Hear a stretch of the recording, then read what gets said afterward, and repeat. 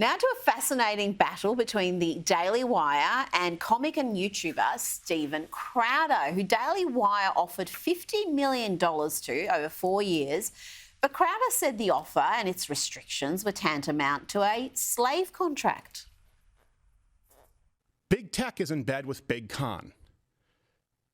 The people you thought, the people I thought were fighting for you, a lot of it has been a big con. Now, this is Ben Shapiro's response. He put out a video essentially accusing Daily Wire of being in league with big tech. He's accusing us of being in league with big tech because of a term sheet, a negotiable term sheet that we submitted to him that offered to pay him $50 million over 4 years and included provisions that said that if he got booted from arenas that would lose him ad dollars, since we would also lose the ad dollars, then he would lose money as well. This is typically how contracts work. Now, co-founder of the Daily Wire, Jeremy Boring, has gone through the contract line by line in a video if you're interested in looking at that. But what do you make of this feud? And are you shocked by the offers being bandied about? We're talking about $50 million for 4 years, $100 million for 6 years. This is obviously an area where they're generating significant income.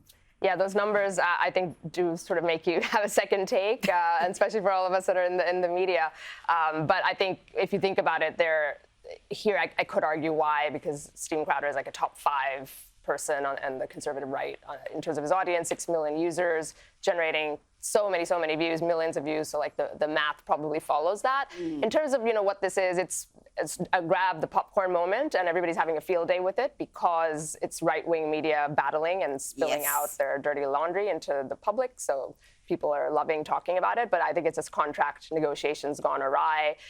It's interesting because what they're fighting about is big tech and how much we're beholden to them, even right-wing media versus not. That's kind of getting lost, I think, in the debate. Exactly, and I think that's an important point because even a Daily Wire, which is supposed to be centre-right, they can't put something on YouTube that can get them demonetised. And YouTube, as we know, leans very heavily left, and they can ban you, and they don't really have to give you a reason why they're demonetising or banning, or it doesn't need to be any logic behind it.